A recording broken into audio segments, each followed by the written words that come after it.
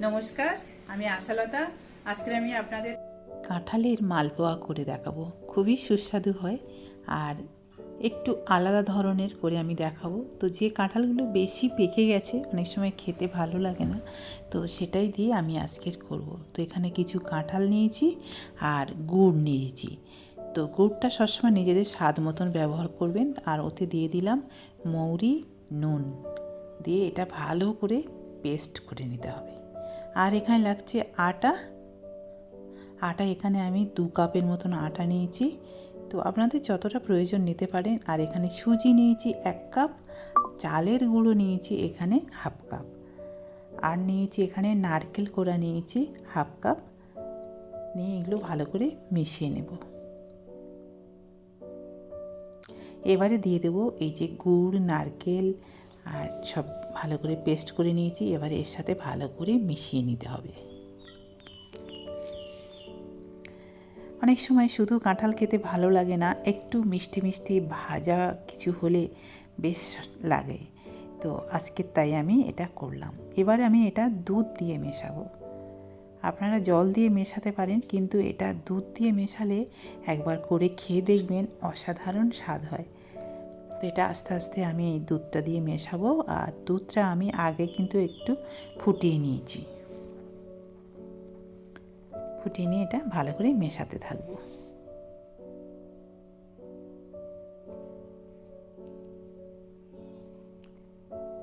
মোটামুটি একটা ব্যাটার তৈরি করে নেব। কেমন ব্যাটারটা হবে আমি আপনাদের দেখিয়ে দিচ্ছি। এটা একটু ধীরে ধীরে মেশাবো। আর আমার এই জায়গাটা একটু ছোট হয়ে গেছে, তাই জন্য একটু মেশাতে অসুবিধা হচ্ছে। আর এটা যখন করা হয় না, তখন সবাইয়ের এত পছন্দ হয় যে খুব তাড়াতাড়ি শেষ হয়ে যায়, সেই জন্য একটু বেশি করে বানাতে হবে।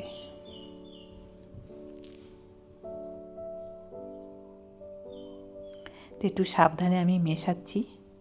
তো দেখুন মেশানো হয়ে গেছে। আর ব্যাটারটা এবারে দেখে বুঝতে পারছেন কেমন হয়েছে। এবার এটা ঢাকা দিয়ে রাখবো 0.5 ঘন্টা থেকে 1 ঘন্টা। তারপরে এটা আবার এটা ভালো করে মিশিয়ে নিতে হবে। যত এটা ফেটাবেন তত ভালো খেতে লাগবে আর এটা ফুলবে। এবারে কড়াইয়ে দিয়ে দিচ্ছি সাদা তেল, রিফাইন্ড তেল দিয়ে দিচ্ছি। এবারে নিজেদের প্রয়োজন মতো, মানে যতটা মালপোয়া বড় করতে চান, ছোট করতে চান, সেই মতন দিয়ে দেবেন। তো আমি মোটামুটি একটা মিডিয়াম সাইজের মালপোয়া করছি। তা মালপোয়াটা দেওয়ার পরে এবার চারিদিক থেকে তেলটা উপরে উপরে দিয়ে দিচ্ছি। তারপরে এটা হয়ে গেলে কড়াই থেকে কিন্তু ছেড়ে যাবে। একটু সময় দিতে হবে। আর মিডিয়াম টু স্লো গ্যাসে এটা করলে ভালো হয়।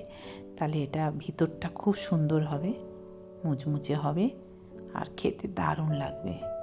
তো দেখুন এটা এবারে ছেড়ে গেছে।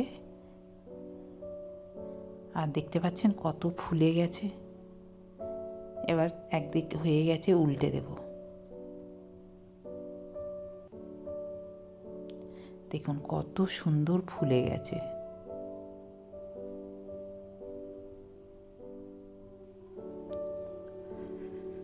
একটু সময় নিয়ে এটা ভাজলে কিন্তু খেতে দুর্দান্ত লাগে।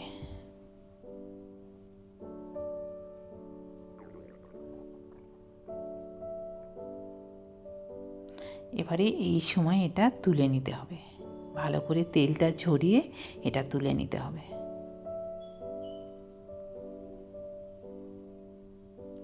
আরও একটা করে দেখাচ্ছি।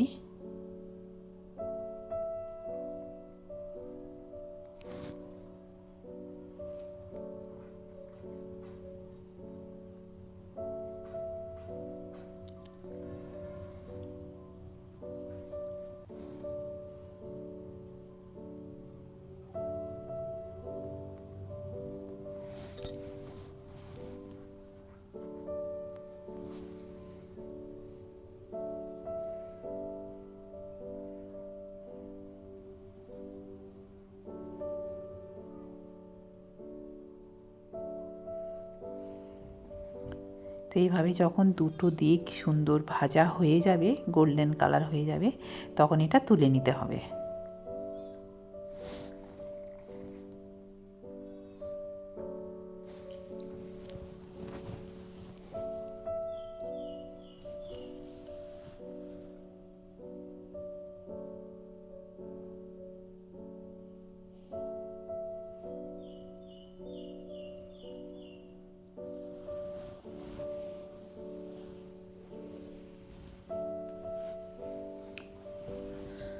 তো এটাও দেখুন কত সুন্দর ভাজা হয়ে গেছে, এটাও তুলে নিলাম। আরও একটা করে দেখাচ্ছি আপনাদের। এবারে নিশ্চয়ই আপনারা বুঝতে পেরেছেন, একটু সাবধানে দিতে হবে, ধীরে ধীরে দিলে এটা খুব ভালো হয়।